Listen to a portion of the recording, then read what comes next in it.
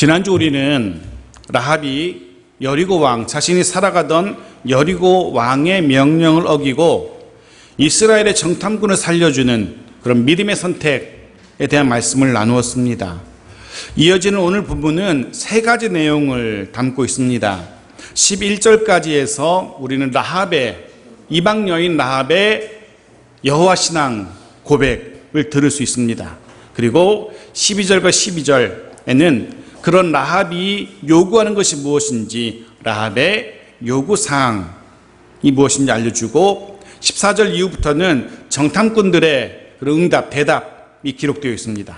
그리고 이후에 부록처럼 정탐꾼들이 여호수아에게 돌아가서 정탐의 결과를 보고하는 장면을 우리가 보게 됩니다. 오늘은 라합의 신앙 고백을 중심으로 하여서 말씀을 나누려고 합니다. 먼저 라합의 정말 아름다운 신앙 고백을 함께 들어보기를 원합니다. 9절 말씀입니다. 다시 한번 같이 읽겠습니다. 시작. 말하되 여호와께서 이 땅을 너희에게 주신 줄을 내가 아노라. 우리가 너희를 심히 두려워하고 이 땅 주민들이 다 너희 앞에서 간담이 녹나니. 여호와께서 이 땅, 가나안 땅, 여리고를 너희에게 주신 줄을 내가 아노라. 라합의 고백입니다. 라합은 이 고백을 통해서 먼저 이 땅이 누구의 소유인지 분명히 밝히고 있습니다. 이 땅이, 이 여리고가, 이 가나안이 자신들의 땅이 아니라, 여리고 왕의 땅이 아니라, 가나안 왕들의 땅이 아니라 여호와 하나님이 소유하시는 여호와 하나님의 땅이라는 사실을 이 라합이 인정하고 있는 겁니다. 그뿐만이 아니라 한 가지 더, 그 원 소유자이신 여호와께서 그 땅을, 이 가나안 땅을 하나님의 백성 이스라엘에게 주셨다고까지 이야기합니다. 이제 이 땅 여리고를 포함한 가나안의 소유자는, 관리자는 이스라엘이 되게 된 겁니다. 해서 우리는 가나안을 향한 이스라엘의 전쟁을 정복전쟁 혹은 침략전쟁이라고 하지 않습니다. 남의 나라를 공격해가지고 침략해서 빼앗는 침략전쟁이 아니라 빼앗긴 땅을 다시 회복하는 그런 회복전쟁 혹은 정복전쟁인 것입니다. 이스라엘의 입장에서는 원소유자이신 하나님이 자신들에게 주신 땅입니다. 그 약속의 땅, 하나님이 주신 약속의 땅을 지금 가나안 주민들이 무단으로 점거하고 있는 겁니다. 그 땅을 들어가서 회복하고 정복하는 과정인 것입니다. 이런 사실을 지금 라합이 고백하고 있는 겁니다. 비록 여리고에 살아가고 있는 이방 여인이었지만 라합은 자신이 살고 있었던 그 여리고가, 그 가나안이 하나님의 소유이며 이제는 이스라엘에게 맡겨진 땅이라는 사실을 분명히 알고 있었던 겁니다. 이방 여인이면서도 불구하고 하나님에 대한 이런 놀라운 지식을 고백하고 있습니다. 말씀을 묵상하면서, 이 9절 말씀을 묵상하면서 그런 생각해 봤거든요. 우리에게도 이런 지식이 필요하지 않을까? 우리가 지금 가지고 있는 것, 우리가 지금 누리고 있는 것, 사실은 하나님이 원소유주이시고 그것 우리에게 맡기셔서 우리가 누리고 있는 것이란 사실, 하나님의 것이지만 우리에게 주셔서 관리하게 하신 것들이라는 사실, 우리도 알아야 된다라는 생각합니다. 내 것이 아니라는 사실을 분명히 아셔야 됩니다. 우리의 시간 혹은 우리의 물질 내 것 아닙니다. 하나님의 것입니다. 그렇기 때문에 우리가 우리 시간도 물질도 함부로 낭비해서는 안 되는 겁니다. 또한 우리의 육신, 몸, 또 따지고 보면 우리의 것이 아닙니다. 하나님의 것입니다. 관리를 제대로 못해서 망가뜨려서는 안 되는 겁니다. 남에게 잘 보이려고 몸을 관리하는 것이 아니라 하나님의 것이기 때문에 우리는 우리의 몸을 잘 관리해야 하는 겁니다. 라합의 고백이 계속 이어집니다. 그가 말합니다. 우리가 너희를 심히 두려워하고 이 땅 주민들이 다 너희 앞에서 간담이 녹았다라고. 물론 여리고 주민들이 두려워했던 대상은, 가나안 주민들이 두려워했던 대상은 이스라엘이 아닙니다. 엄격하게 말하면 이스라엘의 하나님 여호와였습니다. 자신들이 두려워했던 그 하나님이 이스라엘과 함께 하셨기 때문에, 함께하고 계시기 때문에 여리고 주민들이 이스라엘을 두려워할 수밖에 없었던 겁니다. 기억하십시오. 그 하나님이, 그 여호와 하나님이 저와 여러분과 우리와 함께 하십니다. 그 이야기는 겁먹을 필요가 없다는 겁니다. 그 어떤 상대라도 하나님께서 상대가 되지 않기 때문에, 그 하나님 우리와 함께 하시기에, 혹은 세상 때문에, 아니 그 무엇 때문에라도 우리가 쫄 필요가 없는 겁니다. 겁먹을 필요가 없는 겁니다. 어떤 일을 당해도 당황할 필요가 없습니다. 하나님이 우리의 하나님, 나의 하나님이시기 때문에, 그 하나님이 어떤 상황에서도 도우실 것이기 때문에. 라합은 자신들이 여호와 하나님을 심히 두려워하게 된 그 이유도 분명하게 이야기합니다. 10절 말씀 보십시오. 10절 같이 읽겠습니다. 시작. 이는 너희가 애굽에서 나올 때에 여호와께서 너희 앞에서 홍해물을 마르게 하신 일과 너희가 요단 저쪽에 있는 아모리 사람의 두 왕 시온과 옥에게 행한 일, 곧 그들을 전멸시킨 일을 우리가 들었음이니라. 라합이, 그리고 여리고 주민들이 괜히 여호와 하나님을 두려워하는 게 아니죠. 다 이유가 있습니다. 첫 번째 이유는 무엇입니까? 애굽을 나올 때 하나님께서 이스라엘을 위해서 하신 일을 들었답니다. 무슨 일을 들었습니까? 아마도 애굽의 10가지 재앙, 애굽을 10가지 재앙으로 초토화시킨 일, 그리고 홍해를, 넘실거리는 홍해를 갈라서 마른 땅을 걷듯이 걷게 하신 일, 아마 이런 일을 들었을 겁니다. 한 가지 더 있습니다. 광야와 요단 동편 저쪽에서 치른 전쟁에 대해서 들었습니다. 그 요단 저쪽에 있는 아모리 사람의 두 왕은 가나안의 주민들도, 가나안의 나라들도 함부로 할 수 없는 강력한 군사력을 가졌던 나라들입니다. 강력한 군사력으로 주변 나라들의 두려움의 대상이 되었던 아모리와 바산이란 두 나라를 하나님께서 전멸시켰습니다. 이스라엘을 막아서다가 이 두 나라가 전멸된 일을 가나안 여리고 주민들이 들었던 겁니다. 이런 이야기를 듣고 여리고 주민들이 정신을 잃었다라고, 그만큼 두렵고 놀라운 이야기였던 겁니다. 그 하나님이 애굽을 초토화시키고 아모리와 바산을 전멸시켰던 그 여호와가 지금 버젓이 자기들 강 건너편에 떡하니 와 있는 겁니다. 이젠 자기들 차례인 겁니다. 당연히 마음이 무너지고 정신이 아득해질 수밖에 없는 겁니다. 그런데 우리가 신중하게 주목해 봐야 할 게 있습니다. 여호와 하나님께서 이스라엘을 위해 하신 이 놀라운 일들, 이 두려운 일들, 라합만 들은 게 아니거든요.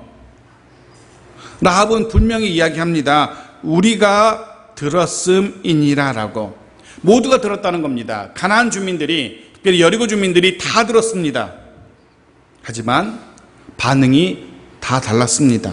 보십시오. 그 이야기를 듣고 라합은 여호와가 위로도 아래로도 가장 큰, 가장 위대한 최고의 신임을 고백합니다. 11절 말씀 같이 읽겠습니다.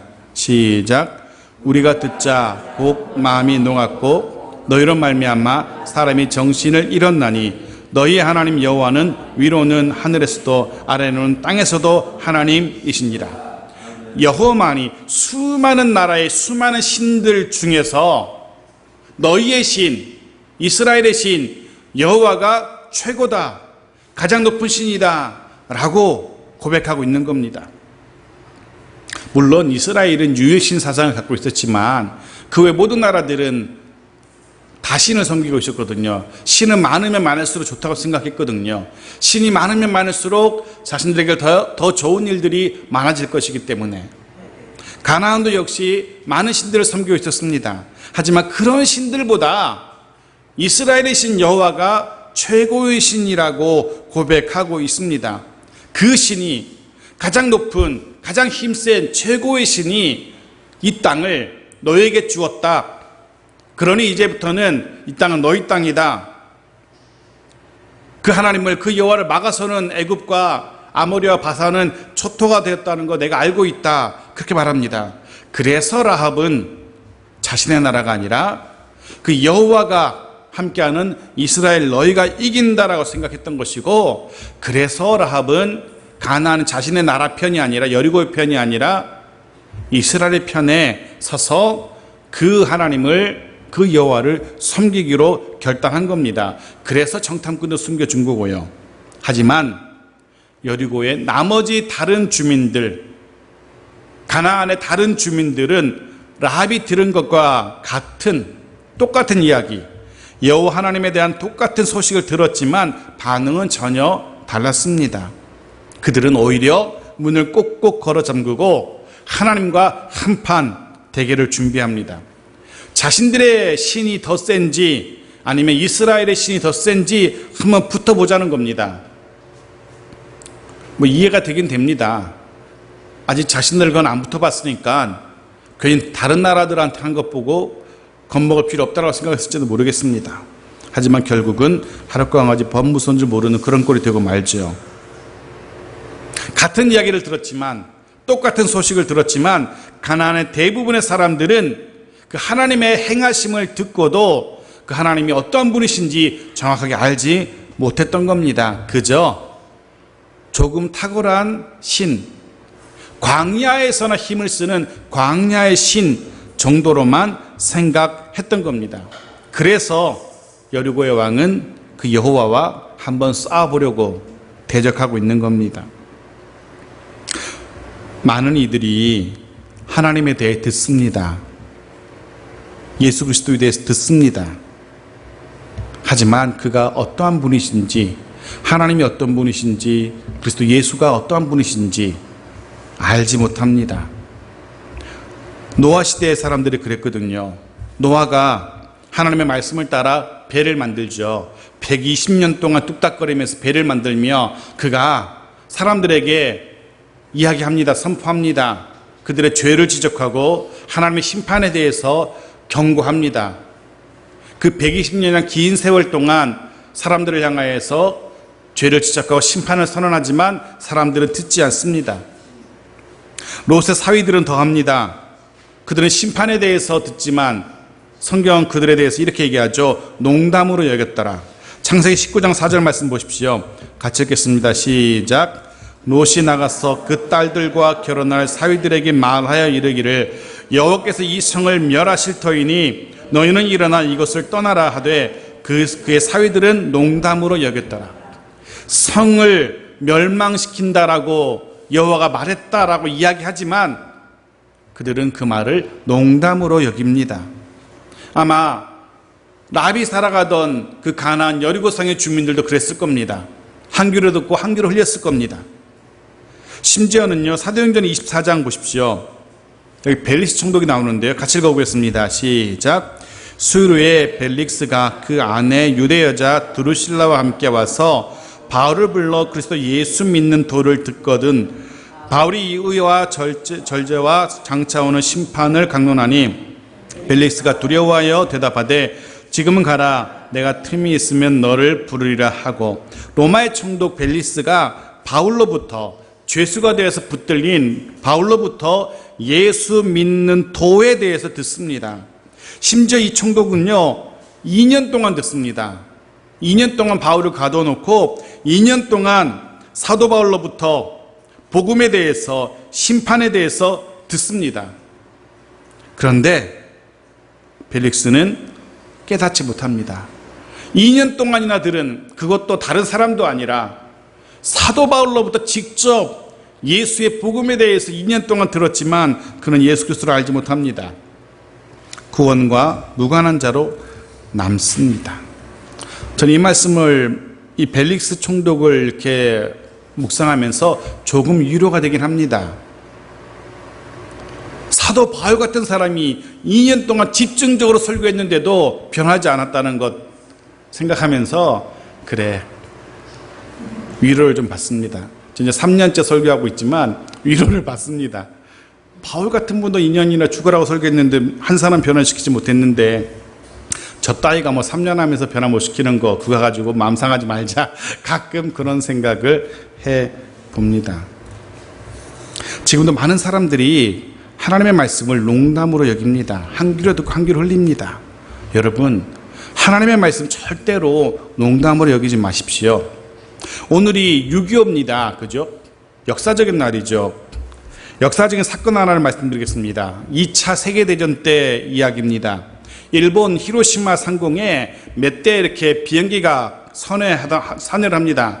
그러다가 갑자기 수많은 전단지, 우리가 삐라라 그러죠. 왜? 전단지 이렇게 하늘에서 수많은 전단지를 뿌리고 돌아갑니다. 히로시마의 주민들이 주워서 읽어봅니다. 이런 경고문, 이런 경고의 글이 적혀 있었습니다. 히로시마 시민들에게 경고한다. 모든 시민은 8월 6일 아침 8시까지 20km 밖으로 대피해라. 투하되는 폭탄은 신형 원자폭탄이다. 이런 경고문 쪽지가 히로시마에 날립니다. 그런데 대부분 거의 모든 사람들이 농담으로 여기죠. 별것 아닌 것으로 농담으로 여깁니다. 단지 정말로 몇몇 사람들만이 진지하게 듣고 급히 집을 정리하고 그렇게 가족과 함께 멀리 히로시마를 떠납니다. 그리고 정말 1945년 8월 6일 아침 8시 15분 미국의 폭격기가 히로시마 상공에 나타납니다. 그리고 폭탄을 떨어뜨리죠. 기록은 그렇게 얘기합니다. 그때 그 광경을 본 사람들이 그렇게 기록해요. 폭탄이 내려오는데 히로시마 주민들이 저게 뭘까? 이렇게 신기하게 쳐다봤답니다. 그리고 그게 뻥 터지면서 상공 100m인가 300m 위에 터지죠. 그게 터지면서 6,000도인가 아마 빛이 그럴 겁니다. 열이 6,000도의 열, 태양빛보다 수백 배나 더 높은 그 열, 빛이 히로시마 도시 전체를 잿더미로 만들고 말았죠. 원자폭탄이 터진 겁니다. 분명히 시민들의 죽음을 그래도 안타까워해서 경고문까지 보냈는데 듣지 않았습니다. 들을 때 깨닫게 하시는 성령 하나님의 도우심이 이 시간 저와 여러분 가운데 임하기를 소원합니다. 또 매일의 삶 속에서 하나님이 하시는 일들, 이게 하나님이 하시는 일이구나 볼 수 있는, 깨달을 수 있는 영적인 눈도 우리가 회복해야 됩니다. 그래야만 이 일을 하나님이 하셨구나, 그 하나님 앞에 하나님 되심을 고백할 수 있는 겁니다. 또 한 가지, 라합의 말 속에서 라합이 이렇게 말이죠. 우리가 들었음이니라 라고 고백하고 있어요. 자기가 직접 본 게 아닙니다. 무슨 이야기입니까? 누군가로부터 들었다는 이야기입니다. 누군가가 전해 줬다는 얘기입니다. 어쩌면 라합에게, 가나안 주민들에게, 여리고 주민들에게 여호와 하나님에 대해서 들려준 사람은 자신의 그 이야기가, 자신이 들려준 그 이야기가 라합이라는 한 여인을 믿음으로, 구원으로 이끌었다는 사실도 몰랐을지 모르겠습니다. 그럼에도 불구하고 분명한 사실은 그가, 누군지 모르는 그가 여호와 하나님에 대해서 전해 주었기에 라합이, 우리가 기억하는 라합이 될 수 있고 그의 신앙 고백이 가능하게 된 겁니다. 로마서 10장 14절 말씀 보십시오. 같이 읽겠습니다. 시작. 그런즉 그들이 믿지 아니하는 일을 어찌 부르리요? 듣지도 못한 일을 어찌 믿으리요? 전파하는 자가 없지 어찌 들으리요? 아멘. 우리가 전파하는 자가 되어야 되는 이유가 여기 있습니다. 우리가 열심히 들려주고 열심히 전해야만 하는 이유가 여기 있는 겁니다. 우리도 모르는 가운데 누군가는 그 이야기를 듣고 예수 그리스도를 알게 될 겁니다. 우리는 모르지만, 전하에도 우리는 모르지만 누군가는 그 이야기를 통하여 예수 그리스도의 구원을 경험하게 될 겁니다. 그래서 우리는 할 수 있는 한 열심을 다해서 전파하는 자, 전하는 자가 되어야 됩니다. 할 수 있는 한 내게 행하신 하나님의 그 놀라운 일들을 전할 수 있는 우리 모두가 되어지길 바랍니다. 자, 여기까지가 라합의 신앙 고백이었습니다. 간단히 정리하자면 여호와만이 참 하나님, 참 신이시기에 내가 여호와 편에 서겠다는 것이 라합의 신앙 고백입니다. 그 신앙 고백의 증거가 이제 정탐꾼을 숨겨주는 것이고, 그러면서 라합이 정탐꾼들에게 요청합니다. 12절 13절 같이 읽겠습니다. 시작. 그러므로 이제 청하노니 내가 너희를 선대하였은즉 너희도 내 아버지의 집을 선대하도록 여호와로 내게 맹세하고 내게 증표를 내라. 그리고 나의 부모와 나의 남녀 형제와 그들에게 속한 모든 사람을 살려주어 우리 목숨을 죽음에서 건져내라. 지금 라합이 정탐꾼에게 뭘 요구합니까? 살려달라는 겁니다. 다 죽여도 내 가족들만큼은 살려내라 라고 부모, 형제, 가족들만큼은 살려달라 라고 요청합니다.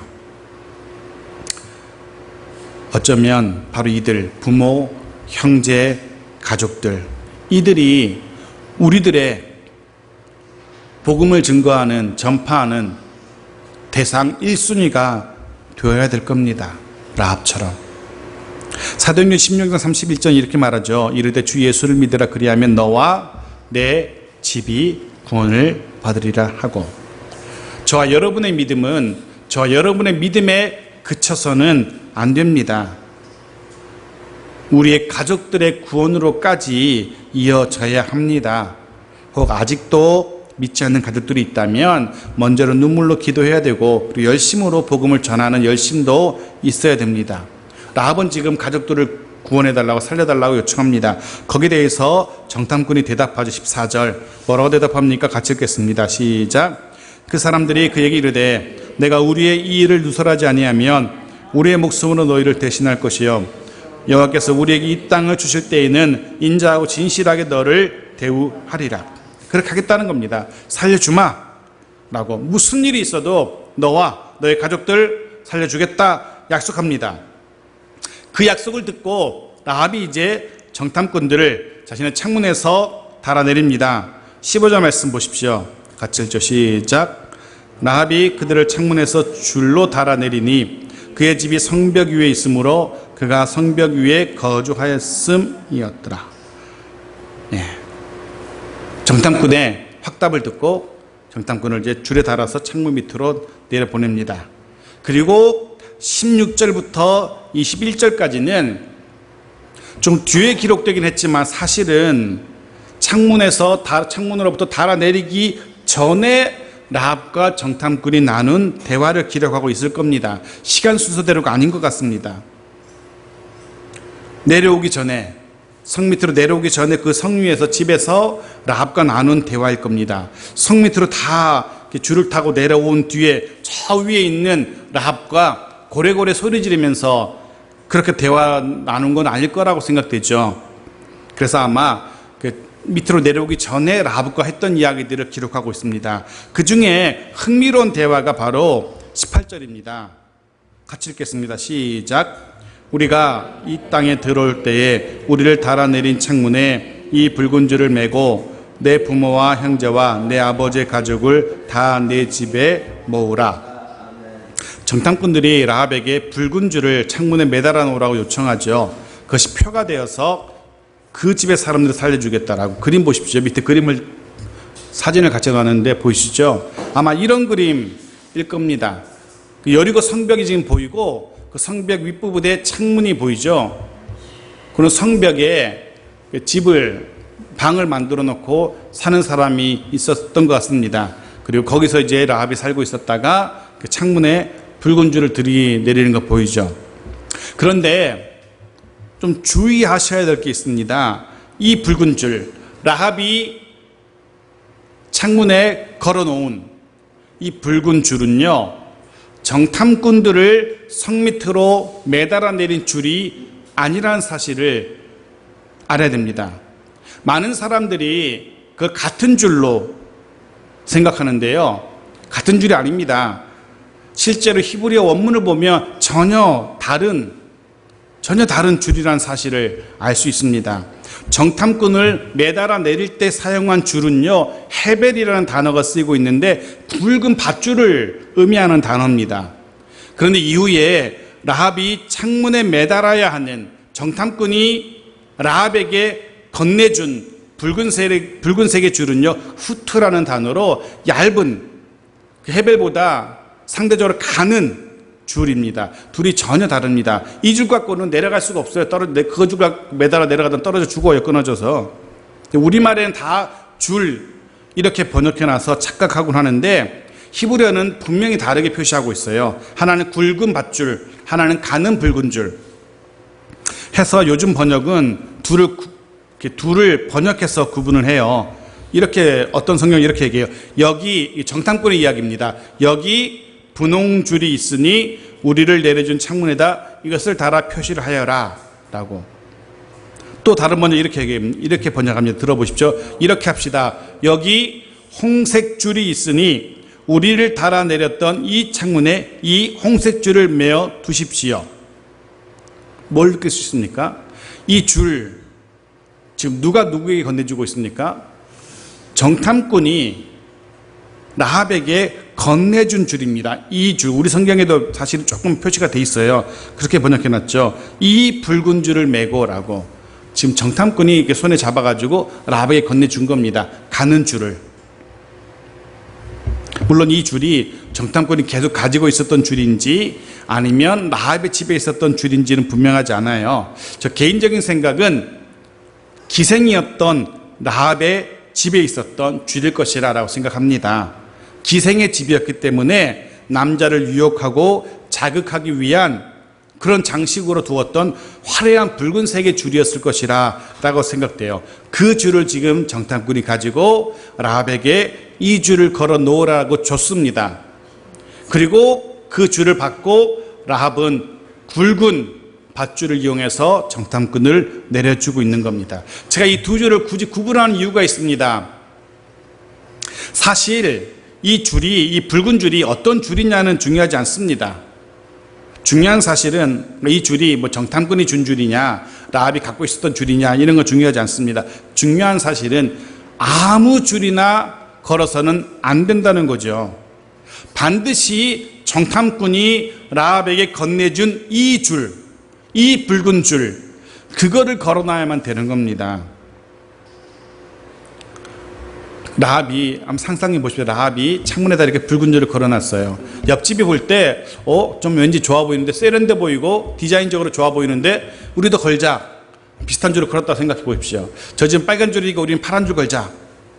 유행처럼 번진다고 생각해 보십시오. 디자인, 화려하고 색깔도 예쁘고 괜찮은데, 집집마다 막, 그래, 걸어요. 그럴 수 있잖아요. 하지만 아무 줄이는 안 된다는 겁니다. 정탐꾼이 라합에게 건네준 그 붉은 줄이야만 됩니다. 그 줄을 걸어야만 이스라엘이 여리고를 공격하는 날에 그 집은 구원을 받을 수 있는 겁니다. 같은 원리가 적용됩니다. 아무 종교에나 구원이 있는 게 아닙니다. 아무 종교나 열심히 믿으면 혹은 선하게 살면 구원받을 수 있는 게 아닙니다. 오직 예수 그리스도에 대한 믿음으로만 구원을 받을 수 있습니다. 오직 예수 그리스도를 주로 고백함으로만 구원받을 수 있습니다. 다른 이로서는, 다른 종교로서는 절대 구원을 받을 수 없습니다. 예수 그리스도의 그 붉은 보혈의 공로를 의지해야만 됩니다. 19절 말씀 보십시오. 19절 같이 읽겠습니다. 시작. 누구든지 내 집 문을 나가서 거리로 가면 그의 피가 그의 머리로 돌아갈 것이요 우리는 허물이 없으리라. 그러나 누구든지 너와 함께 집에 있는 자에게 손을 대면 그의 피는 우리의 머리로 돌아오려니와. 아멘. 붉은 줄을 맨 그 집을 나서면 구원이 없음을 분명히 이야기합니다. 근데 흥미로운 사실은요, 그 붉은 줄을 맨 집에 있는 사람들이 이스라엘이 여리고를 공격하는 그날에 이 붉은 줄을 맨 집에 사람들이 들어와 있어요. 그 사람들이 라합의 가족이냐 아니면 우연히 거기서 라합이 있어 하면서 우리 티타임이나 같이 하면서 우연히 방문한 옆집 친구이냐, 이거 중요하지 않다는 겁니다. 중요한 것은 그날 그 시간에 이 집안에 있으면 된다는 겁니다. 아무 누구라도 괜찮다는 겁니다. 구원의 유일한 조건은 그 붉은 줄을 맨 그 집 안에만 있으면 됩니다. 그들이 가족인지 아닌지는 상관없다는 겁니다. 이 19절을 묵상하면서 먼저 이런 생각을 하게 됩니다. 붉은 줄을 맨 라합의 집. 수많은 수백 수천 채의 집 중에 유독 라합의 집만이 붉은 줄을 걸어놓은 집입니다. 이 라합의 집은 이제 폭풍우가 부는 거친 파도가 일렁이는 망망대해에 외로이 떠있는 한 척의 생명선인 겁니다. 이 집에 들어오는 사람들은 누구든지 구원을 받을 수가 있습니다. 가족이건 아니건 이 집에 들어오는 이 라합의 집, 붉은 줄을 매달아 놓은 라합의 집에 들어오는 모든 사람들은 구원을 받을 수 있는 생명선인 겁니다. 죄악으로 관영한 여리고 성의 유일한 구원의 방주가 된 겁니다. 붉은 줄을 매달아 놓음으로써. 바라기는 저와 여러분의 가정도, 집도, 우리 교회도 그렇게 생명을 살리는, 예수 그리스도의 십자가를 건 생명을 살리는 구원의 방주가 되어야 된다는 사실을 먼저 깨닫게 됩니다. 또 한 가지, 19절을 통해서 깨닫게 되는 또 한 가지는 반드시 붉은 줄을 매단 그 집 안에 있어야 한다는 사실. 반드시 그 집 안에 있어야 된다는, 한 발짝으로 나가면 그는 죽임을 당할 수밖에 없습니다. 마치 애굽의 장자들이 죽임을 당하던 그 밤에 문임방과 문설주에 양의 피를 바른 그 집 안에 있을 때, 그 집 안에 있을 때에 구원을 받을 수 있었던 것처럼. 출애굽 14장 22절 23절 같이 읽겠습니다. 시작.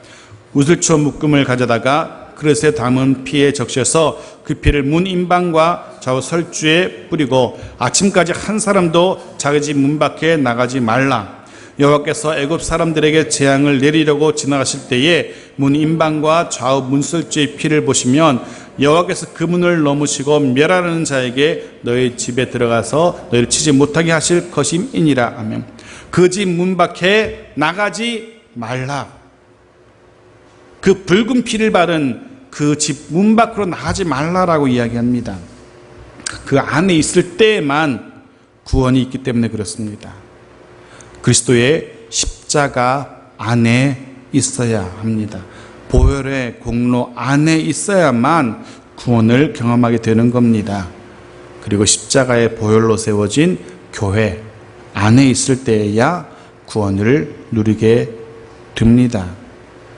안타까운 건 똑같은 교회처럼 보이지만 교회 아닌 교회가 참 많은 것 같습니다. 제가 교회 아닌 교회라고 표현한 이유는 구원이 없을 것 같은 교회들도 너무나 많다는 겁니다.